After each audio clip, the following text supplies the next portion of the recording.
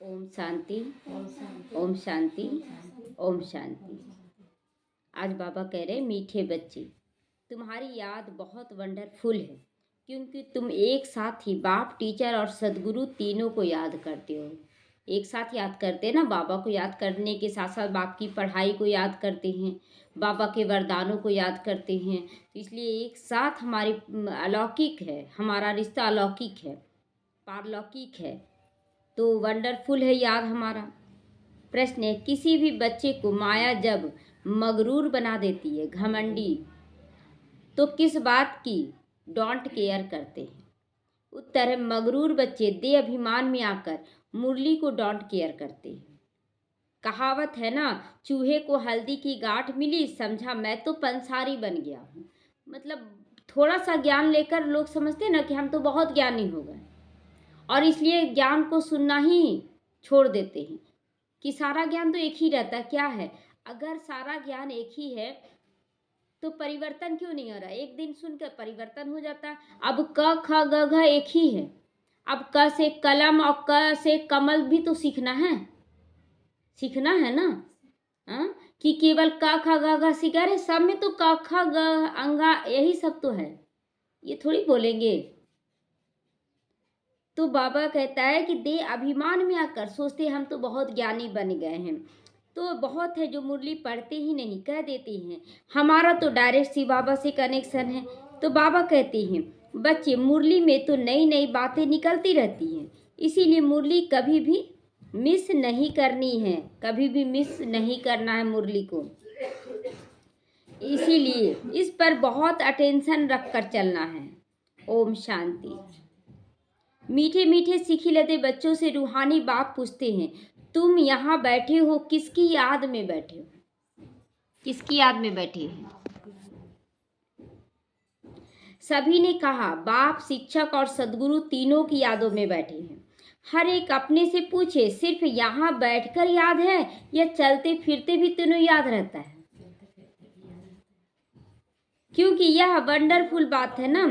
और कोई आत्मा को कभी ऐसे नहीं कहा जाता कि भल यह लक्ष्मी नारायण विश्व के मालिक है, परंतु उनकी आत्मा को कभी नहीं ऐसे कहेंगे कि ये बाप, टीचर और सदगुरु तीनों हैं। लक्ष्मी नारायण के लिए भी ऐसा नहीं कहेंगे। तो बल्कि सारी दुनिया में जो भी आत्माएं हैं, कोई भी आत्मा को ऐसे नहीं कहेंगे। बाप, टीचर तक आ सकता है, सतगुरु तो हो नहीं सकता है। सतगुरु का मतलब जो साथ ले जाने वाला सतगुरु होता है। तो सो भी सुप्रीम हमारा कौन बना है? हमारा जो बाबा है वो बाबा, टीचर और सदगुरु, वो भी सुप्रीम बाबा है। तो अंदर में ये खुशी होनी चाहिए। तो तीनों को याद करते हो या एक को याद करते हो? तीनों को याद करते हैं। भल वह एक ही है, परंतु तीनों गुणों को याद करते हैं। हम लोग तीनों के गुणों को याद करते हैं। शिव बाबा हमारा बाप भी है, टीचर और सदगुरु भी है। यह एक्स्ट्रा ऑर्डिनरी कहा जाता है। जब बैठे हो अथवा चलते फिरते हो तो यह याद रहना चाहिए। बाबा पूछते ऐसे याद करते हो? यह हमारा बाप, टीचर, सदगुरु बाबा बार बार क्लियर कर रहा है कि बाबा बाबा हम करें, लेकिन बाबा के ज्ञान को भी याद करें, बाबा के वरदानों को भी याद करें। मूंझ जाते हैं ना, कर पाएंगे या नहीं कर पाएंगे, लेकिन वरदान में बाबा क्या देता है? बच्चे तुम तो सदा सफलता मूर्त हो, सदा विजयी आत्मा हो। तो वरदान याद रहा, पढ़ाई भी याद रहा। बच्चे तुमको हर तरह से परफेक्ट बन की सेवा करना है, रिटर्न करना है, ये सब पढ़ाई है। तो तीनों को याद करना है। तो ऐसा कोई भी देहधारी हो ही नहीं सकता जो तीनों रोल अदा करे। देहधारी नंबर 1 है श्री कृष्ण, उनको भी बाप, टीचर, सदगुरु नहीं कह सकते। यह बिल्कुल वंडरफुल बात है। तो सच बताना चाहिए, तीनों रूप से याद करते हो? सच बताओ, तीनों रूप से याद करते हैं कि एक के रूप में याद करते हैं? बाबा कहता है अब भोजन पर बैठते हो तो सिर्फ शिव बाबा को याद करते हो या तीनों बुद्धि में आता है, तीनों को खिला रहे हैं या तीनों हमको खिला रहे हैं, ऐसे याद करते हो कि केवल बाबा बाबा? तीनों याद रहता है। कैसे? जब आप खाते हैं तो स्वमान याद रहता है बाबा का, बाबा भी याद हुआ, स्वमान याद हुआ, पढ़ाई सेवा सब याद आता है, वरदान भी आता था। बाबा हमें आप वरदानी बना रहे हो, शक्तिशाली बना रहे हो, तो मैं हूँ शक्तिशाली। ऐसा करते हुए याद करते तो तीनों को याद करते हैं। और तो कोई भी आत्मा को ऐसे नहीं कह सकती। यह है वंडरफुल बात। तो विचित्र महिमा है ना विचित्र बाप की। तो बाप को याद ऐसे करना है। बाबा आज क्लियर करा कैसे याद करना है। तो बुद्धि एकदम उस तरफ चली जाएगी जो ऐसा वंडरफुल है। बाप ही बैठ अपना परिचय देते हैं, फिर सारे चक्र की नॉलेज भी देते हैं। बाबा अपना परिचय दे रहे हैं पहले कि मैं बाप, टीचर, सदगुरु भी सुप्रीम हूँ। उसके बाद तुम मुझे ऐसे याद करो, और उसके बाद फिर हमारा ध्यान सृष्टि चक्र पर खिंचवाते हैं कि अब देखो सृष्टि चक्र में क्या हो रहा है। तो ये वंडरफुल नॉलेज है ना। यह ऐसे यह एक युग, ऐसे यह युग है, इतने इतने वर्ष के हैं। फिर जो फिरते रहते, बाबा बता दिया कि चारों युग इतने इतने वर्ष का होता है, संगम युग इतने वर्ष का होता है। सारा सृष्टि चक्र का नॉलेज दे देते हैं जो फिर फिरते रहते हैं। यह ज्ञान भी वह रचयिता बाप ही देते हैं। तो उनको याद करने में बहुत मदद मिलेगी। अगर याद करने में ये सब बातें मदद करती हैं। बाप, टीचर, गुरु वह तो एक ही है। इतनी ऊंची आत्मा और कोई हो नहीं सकती। इतना ऊंचा कोई हो सकता है जो सतगुरु बनकर साथ भी ले जाए। इतना ऊंचा पढ़ाई दे कि देवी देवता बना दे।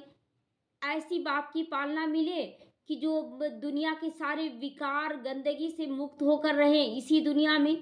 तो ये तीनों की पालना एक अलग ही है, वंडरफुल पालना। ऐसा पालना कोई देधारी दे नहीं सकता। तो इतना ऊंचा आत्मा और कोई हो नहीं सकता। परंतु माया ऐसे बाप की भी याद भुला देती है ना। देधारी याद आने लग जाती हैं। तो यह हर एक को अपने अपने दिल से लगाना चाहिए। बाबा हमको ऐसा विश्व का मालिक बनाएंगे। बेहद के बाप का वर्षा जरूर बेहद का है। साथ ही साथ ये महिमा भी बुद्धि में आए, चलते फिरते तीनों याद आए। इस आत्मा की तीनों ही सर्विस इकट्ठी चल रही है। शिव बाबा की तीनों सेवा इकट्ठी सबको दे रहे हैं, अलग अलग नहीं कि कभी बाप का देते, कभी टीचर, कभी सदगुरु। नहीं, तीनों का देखिए। इस मुरली के दौरान भी तीनों का होता है ज्ञान। बाप की पढ़ाई का भी, और टीचर, बाप की पालना, टीचर की पढ़ाई और वरदान तीनों होता है। इसीलिए तो उनको सुप्रीम कहा जाता है। अब कॉन्फ्रेंस आदि बुलाते हैं, कहते हैं विश्व में शांति कैसे हो। वह तो अब हो रही है, आकर समझो। लोग समझते हैं कि कहाँ शांति हो रही है। तो बाबा के बच्चों को बोलना है कि आओ तुमको हम समझाते हैं कि कैसे शांति स्थापन हो रही है। तो कौन कह रहे हैं? तुमको बाप का ऑक्यूपेशन सिद्ध करके बताना है। बाप के ऑक्यूपेशन और श्री कृष्ण के ऑक्यूपेशन में बहुत फर्क है, बहुत फर्क है। और तो सबका नाम शरीर का ही लिया जाता है, उनकी आत्मा का नाम गाया जाता है। शिव बाबा के आत्मा का नाम गाया जाता है, उनका नाम है शिव। तो उनकी आत्मा का नाम गाया जाता है। वह आत्मा बाप भी, टीचर भी और गुरु भी है। आत्मा में नॉलेज है, परंतु वह कैसे दे सकता है? दे कैसे? तो शरीर द्वारा आधार लेते हैं तब तो देंगे ना। जब देते हैं तो फिर उनकी महिमा गाई जाती। जैसे शिव बाबा निराकार है, तब तक कोई पहचान नहीं है, लेकिन शिव बाबा एक शरीर का आधार लेकर फिर हम लोगों को सब कुछ देता है। और यही याद फिर बनी रहती है। शास्त्रों में लिखा जाता है कि ऐसी ऐसी पालना हम लोगों को मिली है। तो वह आत्मा बाप भी है, टीचर भी और गुरु भी है। आत्मा में नॉलेज है, परंतु वह दे कैसे? तो शरीर द्वारा देंगे। जब देते हैं तो महिमा गाई जाती है। अब शिव जयंती पर बच्चे कॉन्फ्रेंस करते, सभी धर्म के नेताओं को बुलाते हैं। तुमको समझाना है कि ईश्वर सर्वव्यापी तो है नहीं। अगर सब में ईश्वर है तो क्या हर एक आत्मा बाप, भगवान बाप भी, टीचर भी और गुरु भी है? अगर सब में भगवान है तो क्या सब रोल अदा कर रहे हैं? नहीं। तो बताओ सृष्टि के आदि मध्य अंत का नॉलेज क्या है? अगर कोई बोलता है ना कि हम तो जान रहे हैं, तो बाबा बोलता है कि पूछो कि क्या सृष्टि का आदि मध्य अंत क्या है? तो कोई सुना नहीं सके।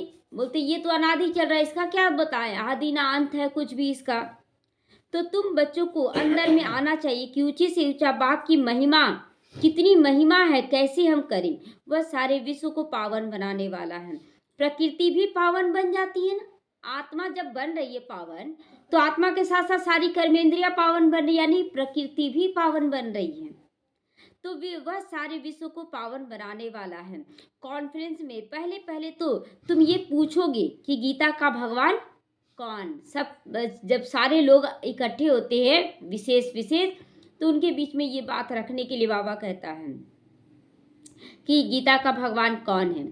सत्युगी देवी देवता धर्म की स्थापना करने वाला कौन। अगर श्री कृष्ण के लिए कहेंगे तो बाप को गुम कर देंगे, तो फिर कह देते हैं वह नाम रूप से न्यारा है, मतलब किसी रूप का आधार ले लेता है, उसका कोई अपना नाम रूप धर्म नहीं है, तो न्यारा है। जैसे कि है ही नहीं वो, तो बाप बिगर ऑर्फन से ठहरे ना, अनाथ हो गए ना बाप के बिगर।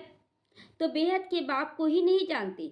एक दो पे काम कटारी भी चलाकर कितना तंग करते हैं, एक दो को दुख देते रहते। रावण तो अभी ऐसा बना दिया है ना कि समझ भी है कि हम गलत काम कर रहे हैं, लेकिन समझते हुए बोलते यार ये कुछ नहीं होगा।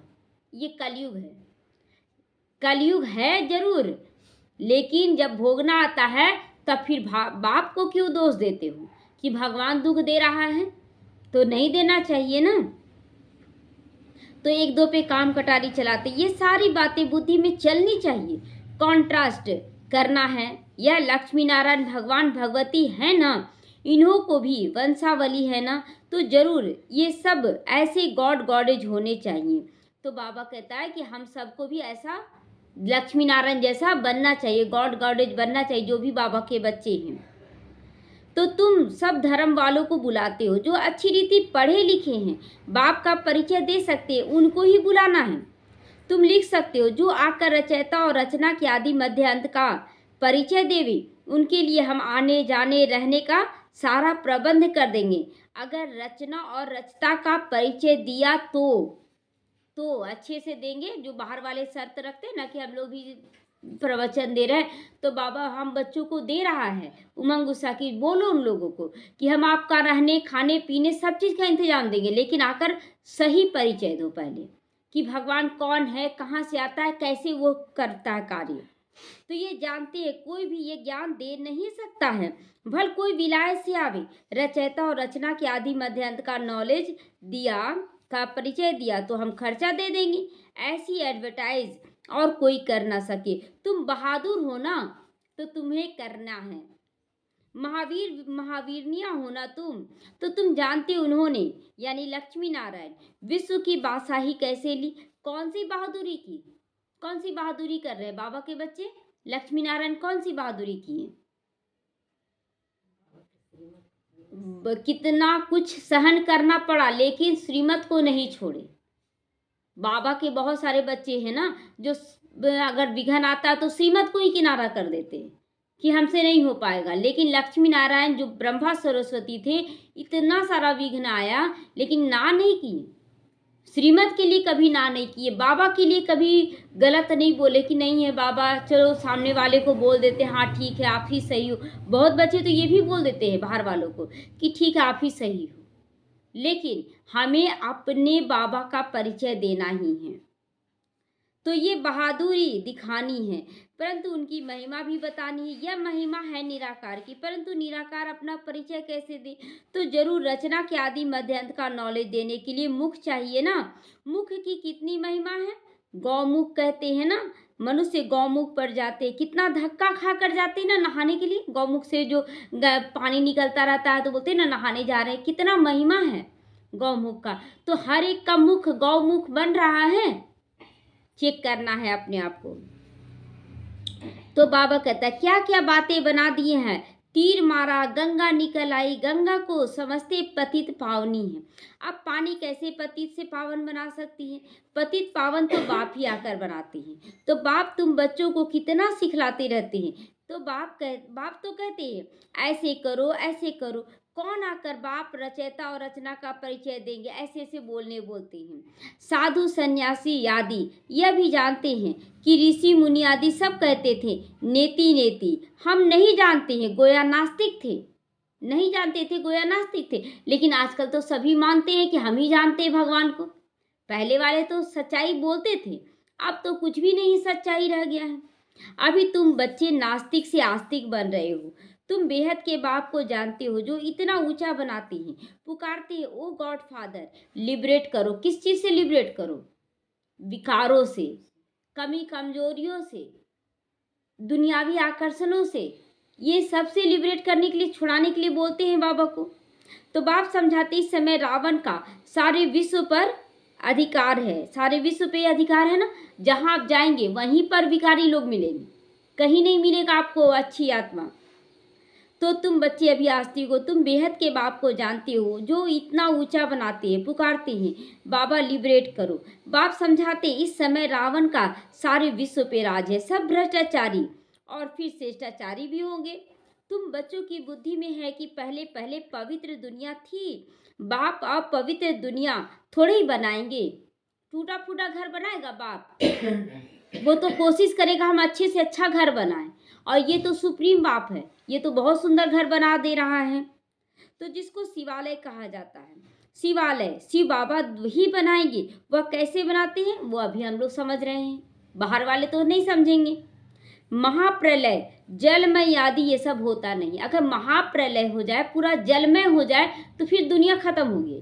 दुनिया कभी अगर सारा अनाज खा ले तो बीज तो रहा ही नहीं, फिर नया फसल कैसे होगा?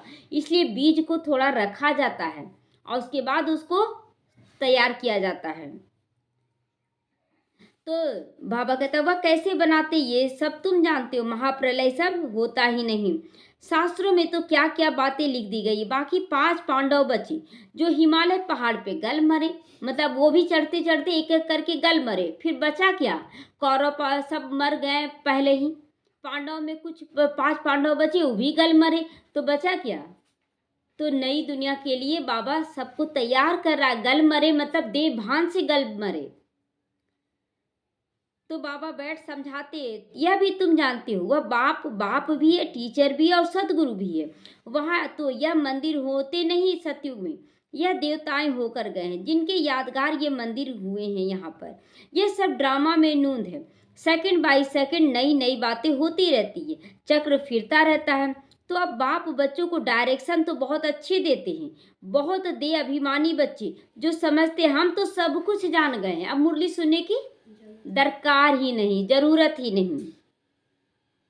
तो मुरली पढ़ते ही नहीं, कदर नहीं करते मुरली की। बाबा ताकीद करते हैं, जगाते हैं। कोई कोई समय मुरली बहुत अच्छी चलती है, मिस नहीं करनी चाहिए। मतलब सावधान करते हैं, समझानी देते हैं कि बच्चे मुरली मिस कभी मत करो। कभी कभी बहुत अच्छी अच्छी पॉइंट देखते हैं ना, कभी कभी सुनने में लगता और अच्छा अच्छा पॉइंट आ रहा है। तो बाबा कहते हैं मिस नहीं करना। 10-15 दिन मुरली जो मिस होती है वह बैठ पढ़ना चाहिए। अगर किसी भी बहुत ज़रूरी काम पड़ गया, मुरली नहीं, जैसे इस समय का ज़रूरत अभी नहीं है, जिस समय मतलब साकार बाबा थे या अव्यक्त बाबा थे, या तो ये मुरली ऑनलाइन नहीं चलता था, तब मिस हो गया कोई कारण से तो फिर भी पढ़ने के लिए बोलता था बाबा। और अभी तो ऑनलाइन हो गया, अभी तो मिस होने का सवाल ही नहीं है। लेकिन अभी भी क्या होता है कि मिस हो जाता है बहुत बच्चों का। तो यह भी बाप कहते हैं ऐसी ऐसी चैलेंज करो, यह रचता और रचना के आदि मध्य अंत का नॉलेज कोई आकर दे, हम उनको खर्चा आदि सब देंगे। ऐसी चैलेंज तो जो जानते वही देंगे ना, जो मतलब समझा सकते हैं आदि मध्य अंत को या बाबा के परिचय को जानते वही दे सकते हैं ऐसा चैलेंज। टीचर खुद जानता है तो पूछते हैं, है ना, बिगैर जाने कैसे पूछेंगे। शिव बाबा ये सब बात जो क्वेश्चन करता है, तू जान नॉलेजफुल है तब तो हम लोग से पूछता है, हमें भी नॉलेजफुल बनकर बात करनी है। तो कोई कोई बच्चे मुरली को भी डोंट केयर करते हैं, हमको परवाह नहीं क्या आ रहा है, हम सब जान गए हैं। तो बस हमारा तो शिव बाबा से कनेक्शन है, परंतु शिव बाबा जो सुनाते हैं वह भी तो सुनना है ना, सिर्फ उनको याद करना है। तो बाप कैसे अच्छी अच्छी मीठी मीठी बातें सुनाते हैं, परंतु माया बिल्कुल ही मगरूर कर देती है, एकदम घमंडी बना देती है माया। तो कहावत है ना, चूहे को हल्दी की गांठ मिली, समझा मैं तो पंसारी बन गया और थोड़ी सी प्राप्ति क्या हुई, समझने लगे हम मेरे जैसा तो कोई है ही नहीं। बहुत है जो मुरली पढ़ते ही नहीं, मुरली में नई नई बातें निकलती रहती है। यह सब बातें समझने की है। जब बाप की याद में बैठते हो तो यह सब याद करना है कि वह बाप टीचर और सदगुरु तीनों हैं। ये बार बार आज बाबा क्लियर कर रहा है। नहीं पढ़ोगे, नहीं पढ़ेंगे कहाँ से, नहीं तो पढ़ेंगे कहाँ से? अगर ये बाप टीचर सदगुरु तीनों नहीं होता तो कहाँ से पढ़ते आप? तो बाप ने तो बच्चों को सब कुछ समझा दिया। बच्चे ही बाप का शो करेंगे। सन सोज फादर, बच्चे कैसे शो करेंगे? अपनी चाल चलन को, अपने चेहरे व्यवहार को सुधार करके बाप को प्रत्यक्ष करना। केवल ज्ञान सुनाने से प्रत्यक्षता नहीं होती है, हमारा चेहरा चलन भी सुधरे। तो फिर बच्चों का काम है बाप को शो करना। बाप भी बच्चों को छोड़ते नहीं, कहेंगे आज फलानी जगह जाओ, आज यहाँ जाओ। इनको थोड़े ही कोई ऑर्डर करने वाले होंगे। शिव बाबा को कोई ऑर्डर थोड़ी करेगा कि जाओ वहाँ सेवा करो, वहाँ सेवा करो। तो यह तो निमंत्रण आदि अखबारों में पढ़ेंगे। इस समय सारी दुनिया नास्तिक है, बाप ही आकर आस्तिक बनाते हैं। इस समय सारी दुनिया बर्थ नॉट ए पेनी बन गई है, कौड़ी मिसल बन गई है। अमेरिका के पास भले कितना भी धन दौलत हो, परंतु बर्थ नॉट ए पेनी है। कोई बोलते ना कि कोई वैल्यू ही नहीं है उसके धन का, तो बन गई है। तो बाबा कहता भल कितना भी धन दौलत है, परंतु बर्थ नॉट ए पेनी ही है। ये सब खत्म हो जाना किस काम का? सारी दुनिया में तुम बर्थ पाउंड बन रहे हो, हम लोग हीरे समान बन रहे हैं। वहां कोई कंगाल नहीं होगा। तो बाबा कहता है तुम बच्चों को सदैव ज्ञान का सिमरन कर हर्षित रहना चाहिए। उसके लिए गायन है अतीन्द्रिय सुख। पूछना है तो गोप गोपियों से पूछो, कभी उद्धव से पूछो ऐसा बोला गया है? उद्धव बहुत ज्ञानी थे। अब बाबा को ज्यादा ज्ञानी बच्चा नहीं चाहिए, बाबा को चाहिए गोप गोपियां। गोप गोपियां जो अनुभव करने वाली हो, जो अतीन्द्रिय सुख में मगन रहने वाली हो। उनको ये नहीं कि मेरे पास ज्ञान कितना है। दादी जो दादी जानकी थी, वो क्या करती थी कि बाबा की ज्ञान को अनुभव से शेयर करती थी। कहीं भी दादी जानकी, वो ज़्यादा पढ़ी लिखी नहीं थी, तो वो ज्ञान को अनुभव से शेयर करती थी। तो बाबा कहता है तुम्हें गोप गोपियों से पूछना चाहिए। यह संगम की ही बातें हैं। संगम युग को कोई जानते ही नहीं। विहंग मार्ग की सेवा करने से शायद महिमा निकले। बाबा कहता विहंग मार्ग की सेवा करो तब महिमा निकलेगा कि हाँ अनुभव से हम कर रहे हैं। गायन भी है ना, अहो प्रभु तेरी लीला तू ही जाने। तो कहने का मतलब कौन से बच्चे को कैसे बाबा ऊपर उठा देगा कोई भी नहीं जानता। इसलिए हमें विहंग मार्ग की सेवा करते रहना है। तो यह तो कोई जानते थे नहीं जानते थे कि भगवान बाप टीचर सदगुरु भी है। अब फादर तो बच्चों को सिखलाते रहते हैं। बच्चों को यह नशा स्थायी रहना चाहिए, अंत तक नशा रहना चाहिए कि हमारा बाप टीचर सदगुरु है। अभी तो नशा झट सोडा वाटर हो जाता है ना अभी सहज तुरंत भर में सोडा वाटर, मतलब कहाँ एकदम उछल रहे थे, कहाँ एकदम नीचे हो जाती हैं। सोडा भी ऐसा होता है ना, थोड़ा टाइम रखने से जैसे खारा पानी हो जाता है। ऐसे तो नहीं होना चाहिए ना, ऐसे नहीं होना चाहिए। किसको भी ऐसे समझाओ तो वह भी वंडर खाए, अच्छा अच्छा कहते हैं, परंतु फिर टाइम निकाल समझे जीवन बनावे, वह बड़ा मुश्किल है।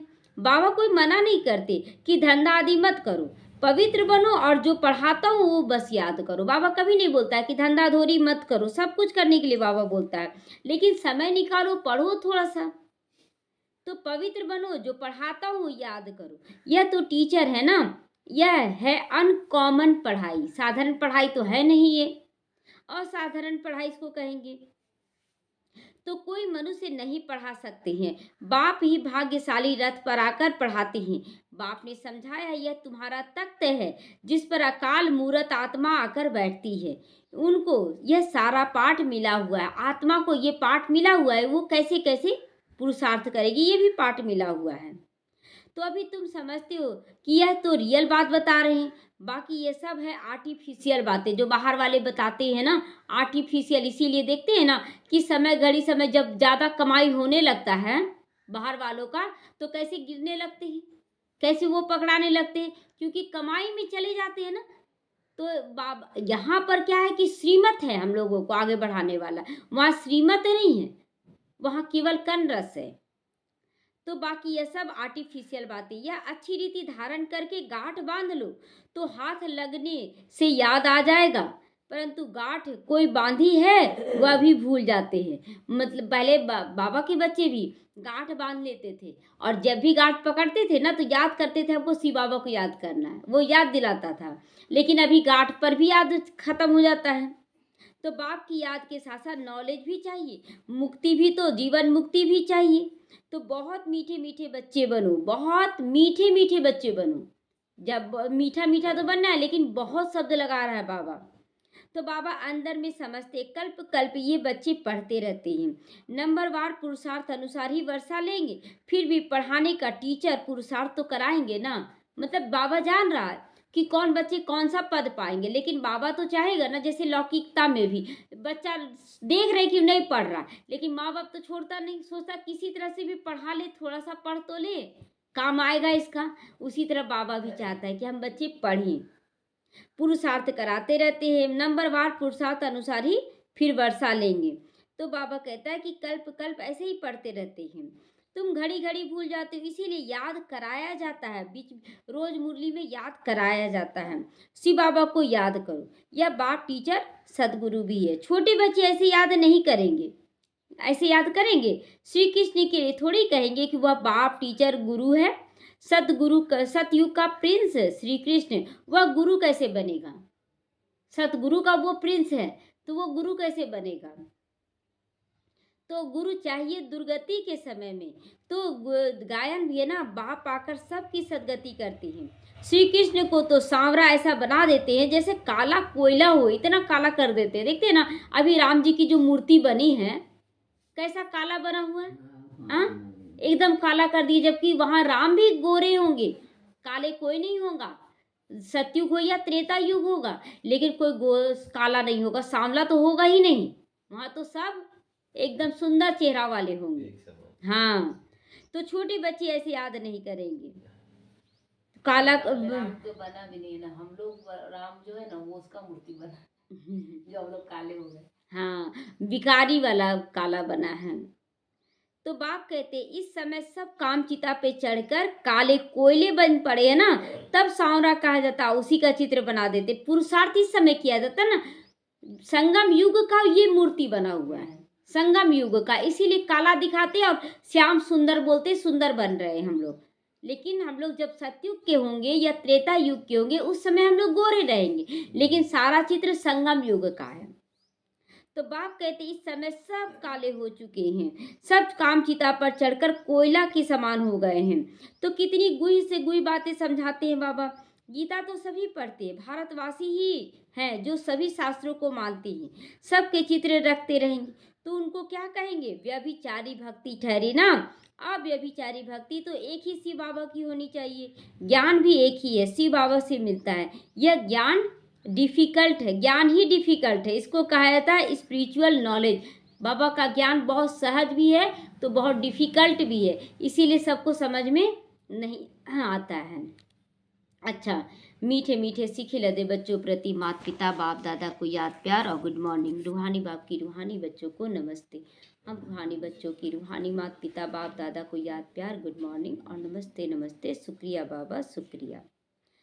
धारणा के लिए अजमुख के सारे विनाशी नशे को छोड़ अलौकिक नशा रहे कि हम अभी नॉर्थ बर्थ नॉट ए पेनी से बर्थ पाउंड बन रहे हैं। स्वयं भगवान हमें पढ़ाते हैं, हमारी पढ़ाई अनकॉमन है, साधारण बच्चे इसको नहीं समझ सकते हैं।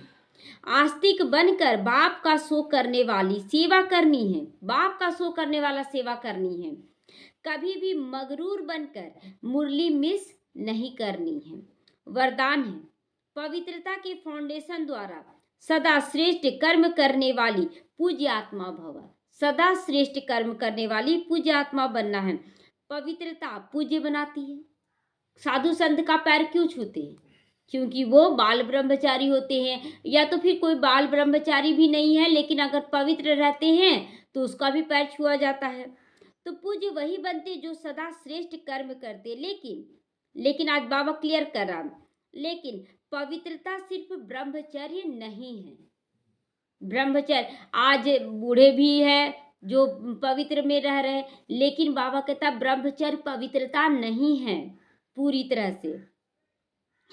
मनसा संकल्प में भी किसी के प्रति नेगेटिव संकल्प उत्पन्न ना हो, बोल भी अयथार्थ ना हो, संबंध संपर्क में भी फर्क ना हो। मतलब जैसे अपनापन, मेरे बच्चे हैं तो मेरे प्रति ज़्यादा अपनापन है और दूसरे के बच्चों के प्रति कम है, तो ये भी तो अपवित्रता है। आपका भाव सबके प्रति एक जैसा एक जैसा हो, सबके साथ अच्छा एक जैसा संबंध हो। मनसा वाचा कर्म नाम किसी भी पवित्रता में खंडित न हो, तब कहेंगे वो पूज्य आत्मा। मतलब वो सबके प्रति एक जैसा भाव रखेगा ना, तभी लोग उसको मानेंगे कि हाँ ये मेरे प्रति भी अच्छा रखता है, ये मेरे प्रति भी अच्छा लगता है। और अगर मन भेदभाव करेंगे तो कैसे हो जाएगा। तो ये भेदभाव हम लोगों को नहीं करना है, देखते हुए भी नहीं करना है। मैं परम पूज्य आत्मा हूँ, इसी स्मृति से पवित्रता का फाउंडेशन अब और मजबूत करो। मैं परम पवित्र आत्मा हूँ, कोई भेदभाव नहीं, कोई ज़्यादा कर रहा है सेवा, कोई कम कर रहा है, कोई किस तरह का कर रहा, कोई किस तरह, लेकिन हमें एक जैसा भाव सब पर रहना है। स्लोगन है, सदा इसी अलौकिक नशे में रहो, वह मैं, वाह रे मैं, और तत्व तन और मन से नेचुरल खुशी का डांस करते रहोगे। वाह रे मैं मतलब कि मैं कितनी भाग्यवान हूँ, जो भगवान हमें पढ़ा रहा है, वरदानों से सजा रहा है, देवी देवता बना रहा है। ये सब स्मृति में रखते हुए हमें बहुत खुश रहना है और सदा एक रस होकर सबके साथ एक जैसा संबंध।